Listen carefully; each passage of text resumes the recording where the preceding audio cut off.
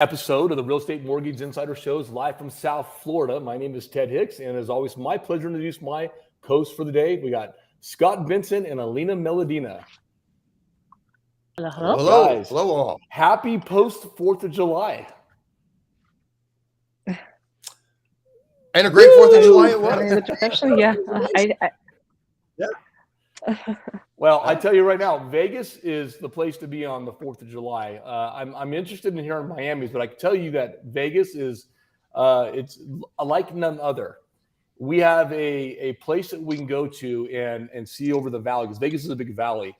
And the I'm steal a term from a guy yesterday, the feral fireworks, meaning the fireworks that are illegal in the neighborhoods are insane in Vegas, because you can buy them in another county over. So they just bring them over, and you see the valley and just fireworks going up everywhere for hours, and then all night long, just boom, boom, boom. It's pretty wild. So tell me how Miami is in 4th of July. Well, my favorite place to celebrate 4th of July is my city.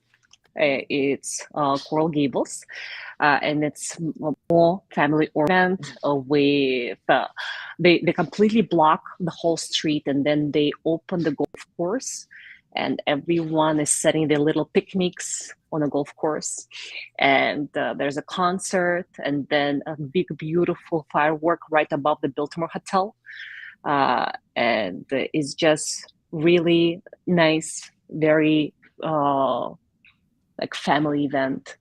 But then obviously, if you want to have more like touristy thing, you're going to, or you rent a boat and you see the firework right from the water. It's another great approach that Miami has an advantage because we have a lot of water.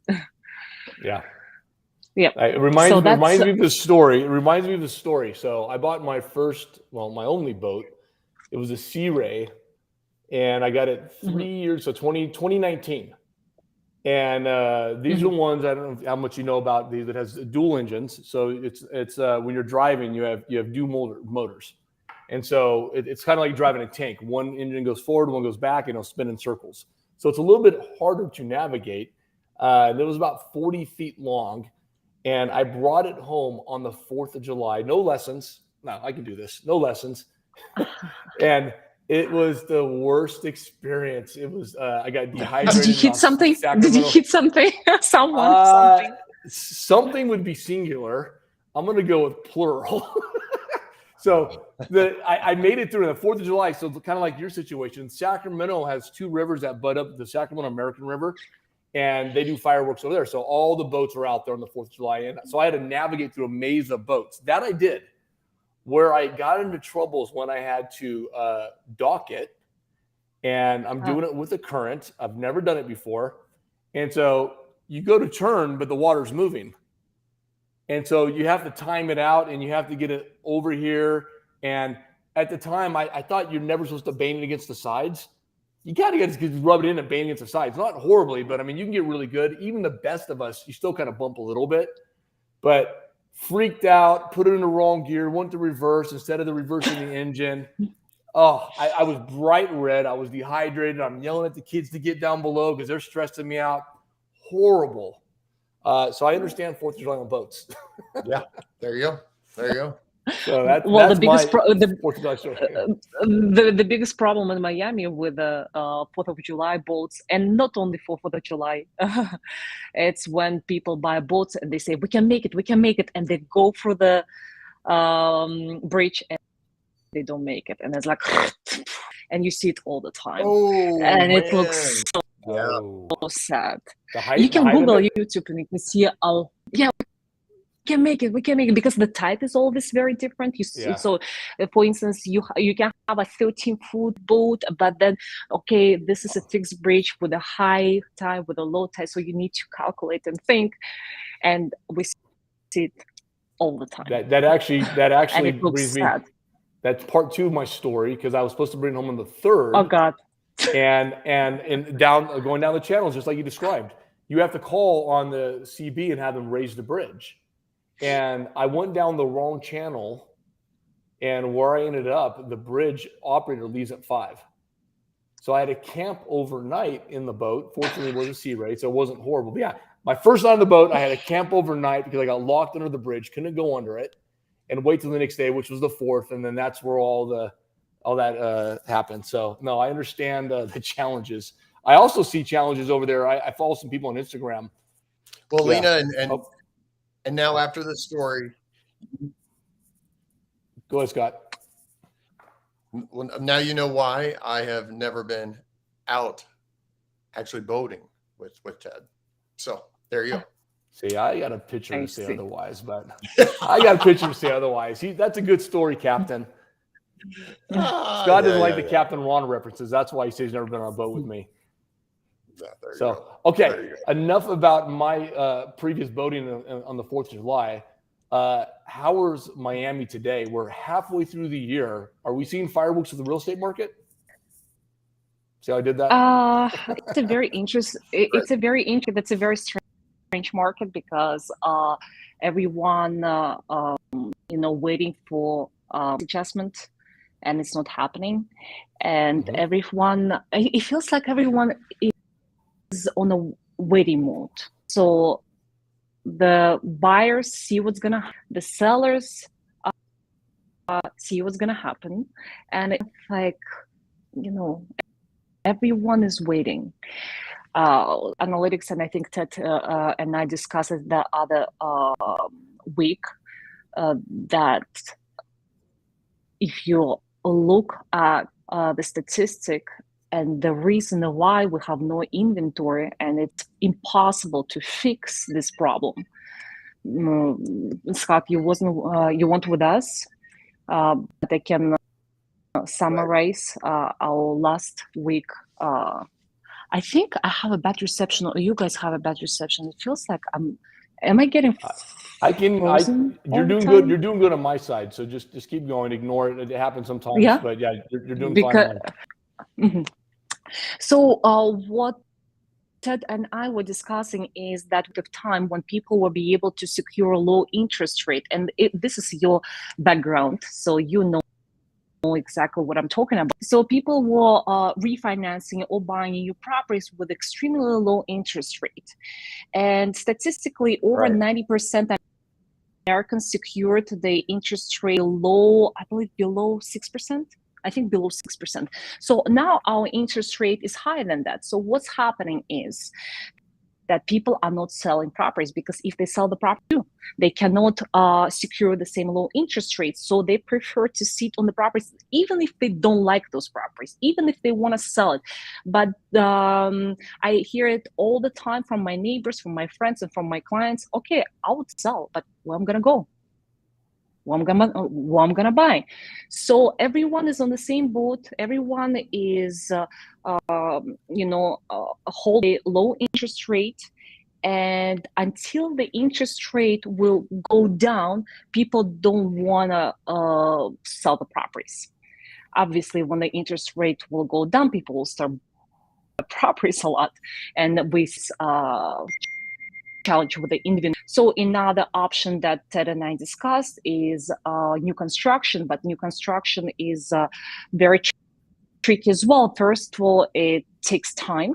Kind of inflation, the construction cost went up a lot, and you can't buy new construction for the same price as the resale properties. So what is happening is next. Buyers, they don't know that. I mean, I know that because I read the analytics every day. Buyers thinking, okay, the interest rate are high, the prices have to go down. But we're not in a situation like this. Yeah. See, there's a limited inventory. We still don't have inventory. We still don't have any prices stay up. With the inventory you have, are you seeing now, because of that, challenging finding buyers because people are still thinking? Everyone is trying to lowball.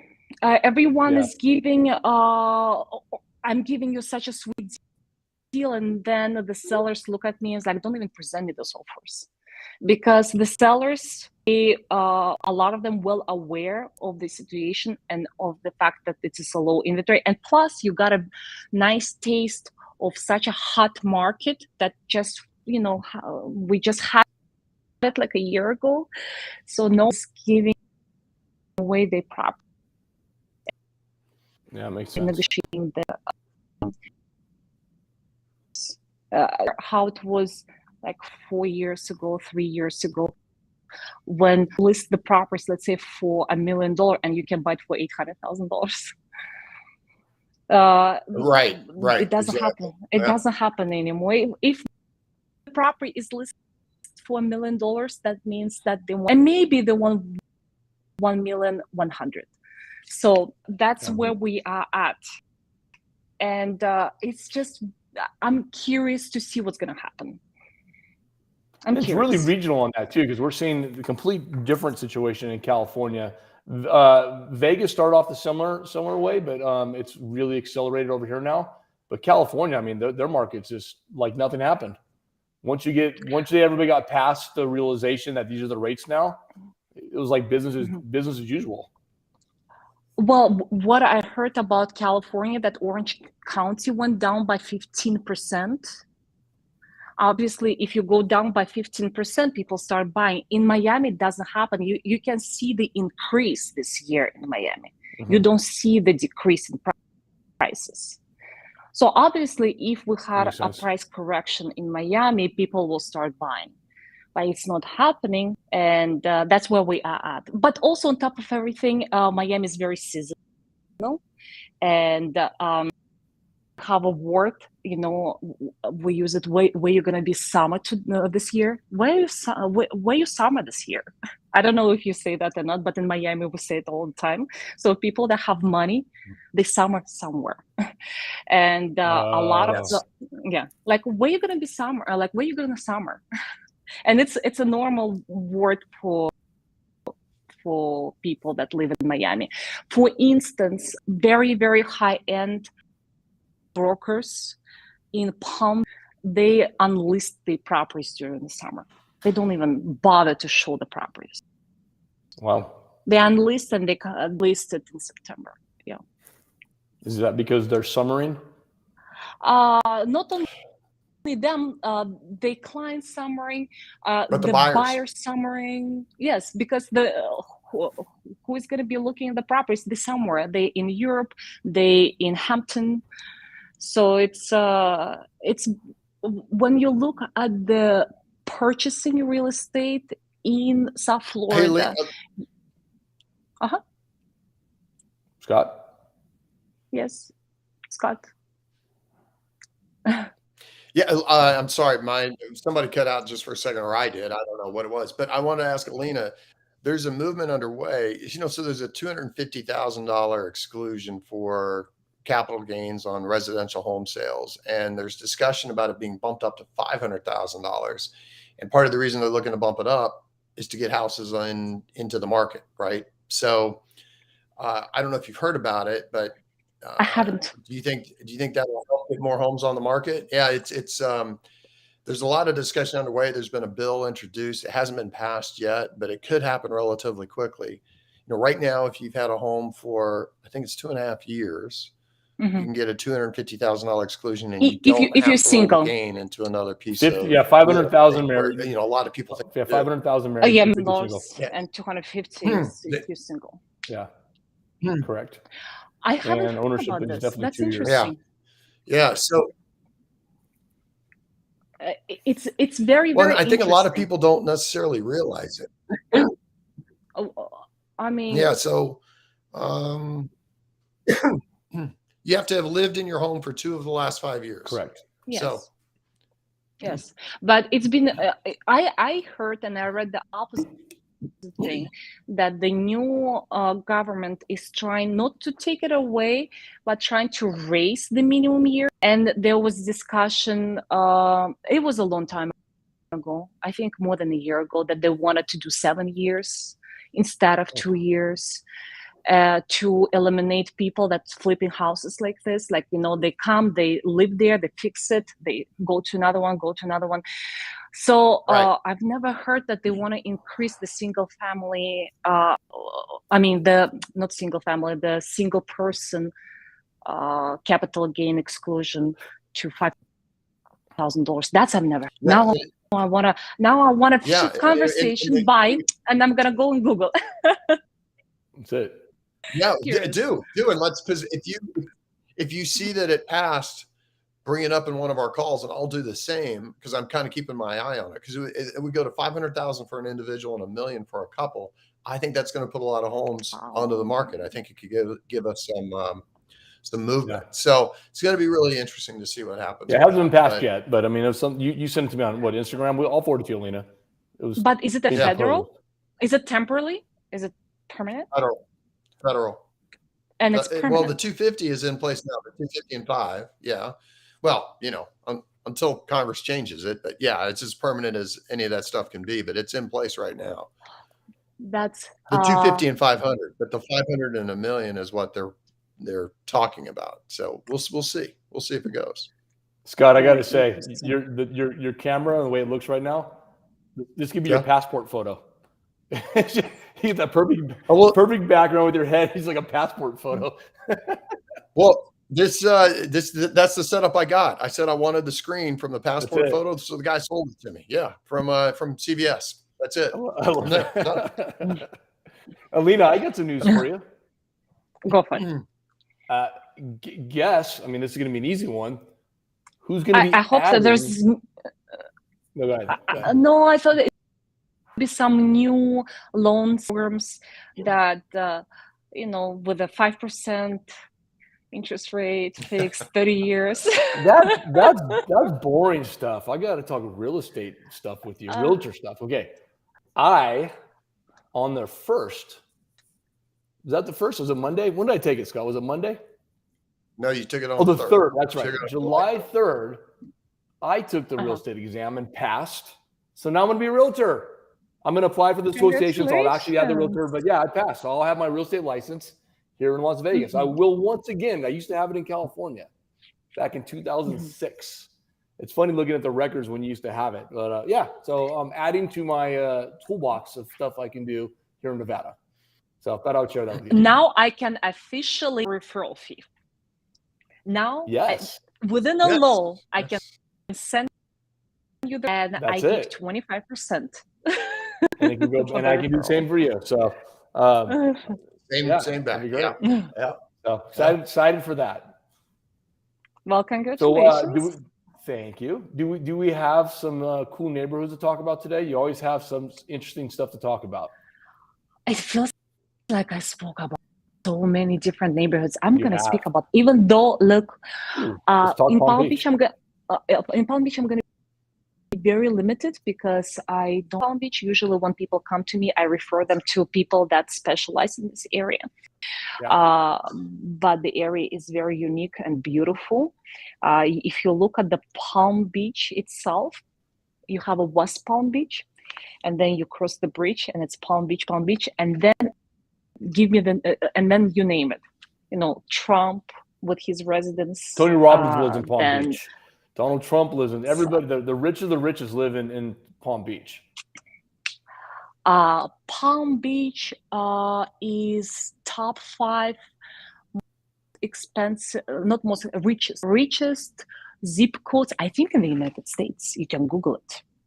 And it has a lot of old money too, right? A lot of old American, a lot of old money. Yeah. If you look how Palm Beach became to be the way how it is right now, it's people from New York, wealthy people from New York.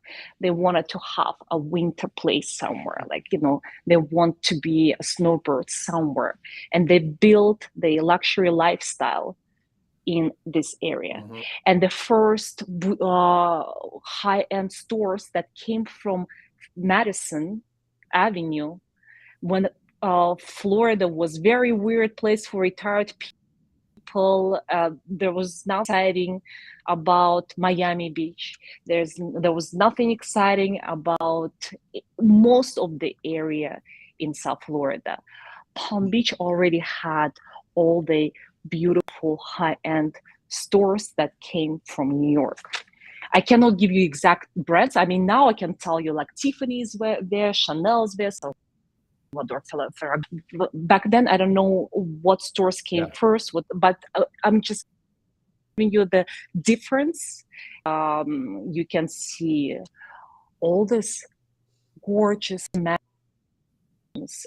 Think about it, $20-30 million properties, and they're winter houses. It's not, for a lot of them, it's not first houses. It's Wow. they have a property in Hampton, they have a property somewhere in New York, in Manhattan, and then they have the little, comparing to Hampton, mansion in Palm Beach. A lot now people live there as well. So sure. And then the private island in Palm Beach that is for sale. I forgot how much it is for sale for. I don't know if they sold it or not. We need to check. But it's a very, very unique property. An island. They demolished a property that was there, and they just built one single family house on its own private island. Amazing. So it's a very interesting place. I love to go there for weekend staycation. Sure. And guess where? Was that about 2 hours? Not even. I would say without traffic, an hour and 15 minutes. And if you live a little bit up north, like Fort Lauderdale, it's 40 minutes drive. So not 1 hour 15, 1 hour 20 minutes from my place. And I stay in Breakers. If you look at the Breakers, it's a gorgeous hotel with all these ballrooms built in the beginning of 20, and you can see the whole chic. That it belongs to South Florida. It feels like it's somewhere in Europe. And the beautiful part about that, for instance, I live in Coral Gables, and we have a nice, beautiful, landmarked hotel, Biltmore, that was built in 26. Yeah. But it's on a golf course. It's gorgeous. But this one, it's gorgeous. Open the doors, and it's just, you can share the pictures. It's really, for some reason I can't share my screen today. I don't know what's going on with that, but I'm looking at it, and it's amazing. So yeah, I don't. So if you want to have a very okay, good. If you want to have a very special, I didn't see this guy and girl when I was there. So the most beautiful part is the common areas. I mean, the hotel rooms are beautiful too, but if you look, it's very famous for the weddings because of the ballrooms, and they have a lot of different ballrooms. And those pictures don't really represent how beautiful the place is. No. Yeah. I don't know why they're showing the beach all the time. They have to show the inside. The inside is, the beach is beautiful, obviously, but that's not. I'm looking at this is gorgeous. That's it. That's what I'm talking about. Look at that. Yeah. And then they have a gorgeous breakfast area. This place is famous. It's, I'm sure, not only in South Florida. People go. A lot of people rent the rooms for the whole season. Guess how much the room is? The room is like, yeah. And people rent it for like 4 months, 5 months. Wow. And they come from New York. And they come from New York, they rent it, and they come with the families. They rent 2-3 rooms at a time. Look at this one. This Thursday, $6,500. Coming, that's Thanksgiving, probably. November. It's November, yeah. Yeah, look at that. So you can get the weather's better, right? An idea. Wow. Yeah, that's when the high season starts. Like December, that's when the high season starts. And it's a very special place if you want to surprise and impress your other half. And you don't have $2,000 a night to spend on night hotel. You go at brunch time, and you get dressed nicely, and you drive there. You park right in the front. You walk all this beautiful lobby and have brunch with caviar and everything. So it's really.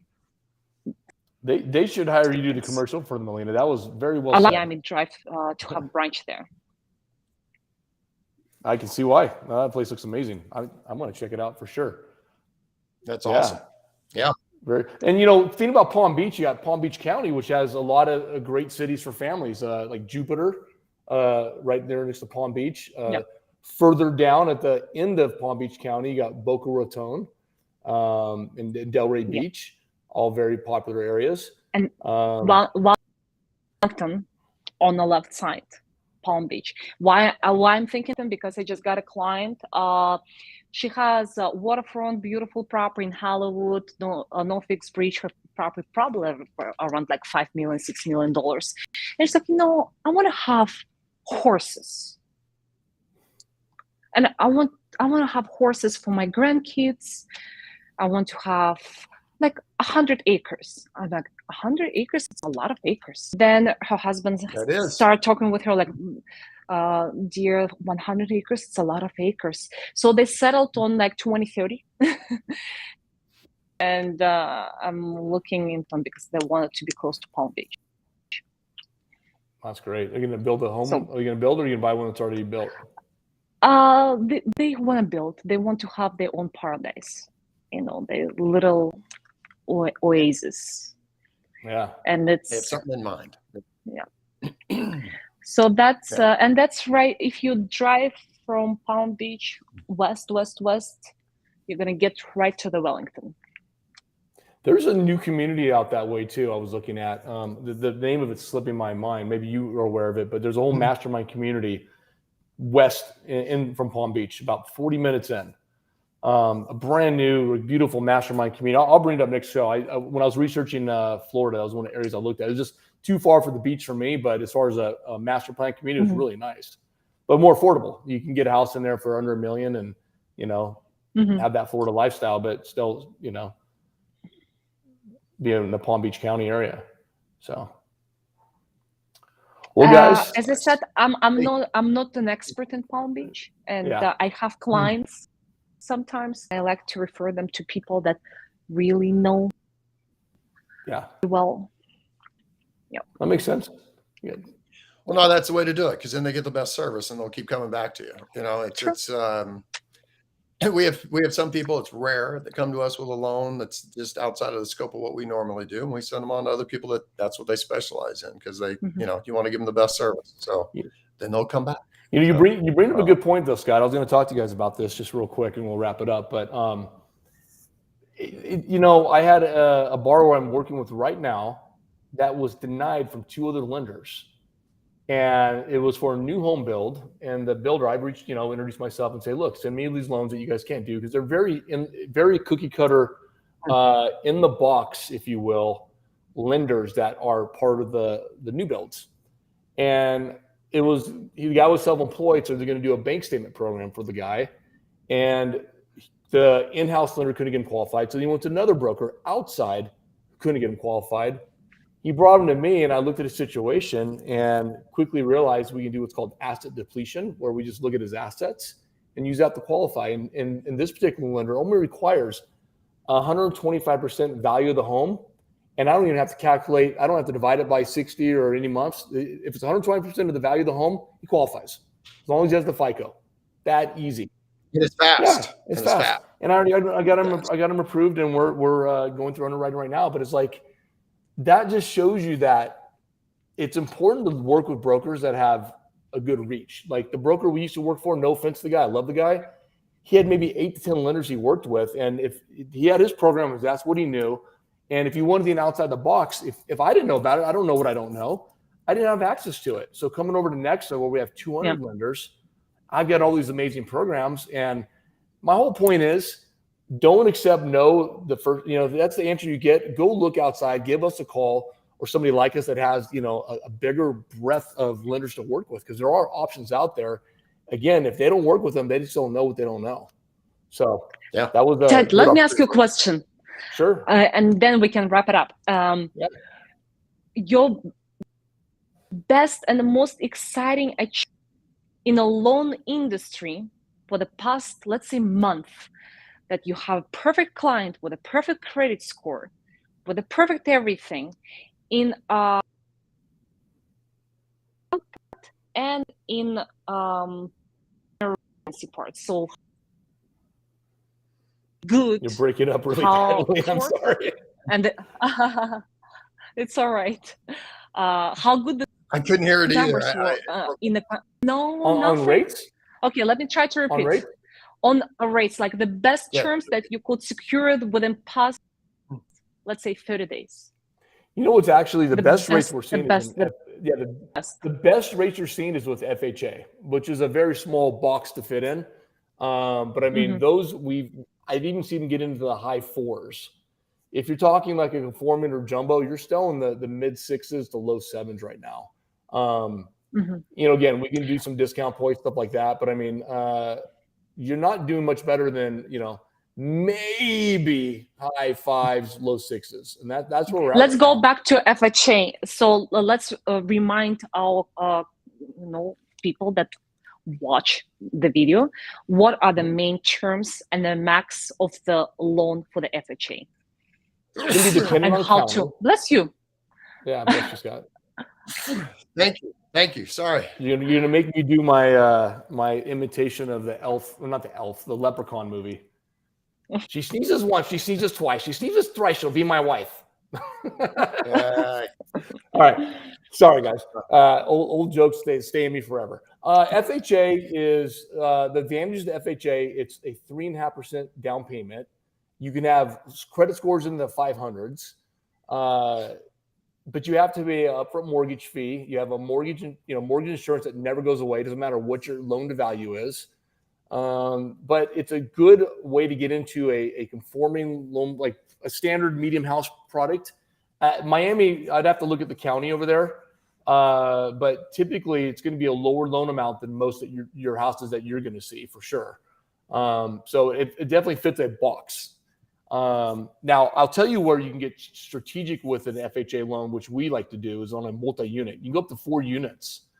And so a lot of investors will recommend, especially if they're new and they don't necessarily have a big down payment, but they want to get into the game, go find a duplex, triplex, fourplex, or if they have lower income. Why do we do that? Because you can count the income from the rental from each unit up to 75% value of it. And it raises the level of house you can buy on the price. So obviously if it's a bigger home and has more units, they're going to loan you more. But that's kind of the box it fits in. But what is the max? 400 something? No. That depends on the county. It depends on the county. So every county has its own limit. I mean, I can search Miami real quick. Miami-Dade FHA limit 2023. Okay, so you're looking at where is it at? Of course, I pull that up and it brings up all of Florida. And then what, Alina, while he's doing that, there are even some lenders. 557. Okay. On a single on one family. If you go up to the 4 family, let me go back down here. Up to $1,072,000. That's not bad. Yeah, but it's got to be a fourplex. It's got to be a fourplex. Can you find a fourplex for $1 million over there? Fourplex. Tough. I mean, not maybe in Miami, but down south. I mean, Miami-Dade County, if you go all the way down south, you might be able to find something like this. Yeah, so you can get 3.5% down. And you in 3.5? Yeah. And a low credit score. I mean, we got people in the 500s that qualify for FHA. But you have to show 2 years tax returns, right? Not necessarily. Some of them will look at the 1 year. We're going to talk about that. We're going to talk about it because maybe it's about time to change the strategy and start buying a lot. But you cannot buy a lot on FHA because it has to be your primary. You got to live in it, yeah. You have to live in it. That's correct. That's at least for 12 months. I see. Yeah. Anyhow, it's good strategy. To know. Yeah, it's a great program. And Alina, there are even some down payment assistance programs for the 3.5 you have to put down. So it can get a lot of people into real estate that might not have otherwise been able to get in. And then in a couple of years, you can get them out of those properties and they can become real investors. So Yeah, Very they'll do interesting. really well with them. So, well, with that, guys, we're 35 minutes in. We're out of time. Alina, thank you as always, Scott, for the Real Estate Mortgage Insiders. We'll see you guys next week. Have a great day, everybody. All right. See ya.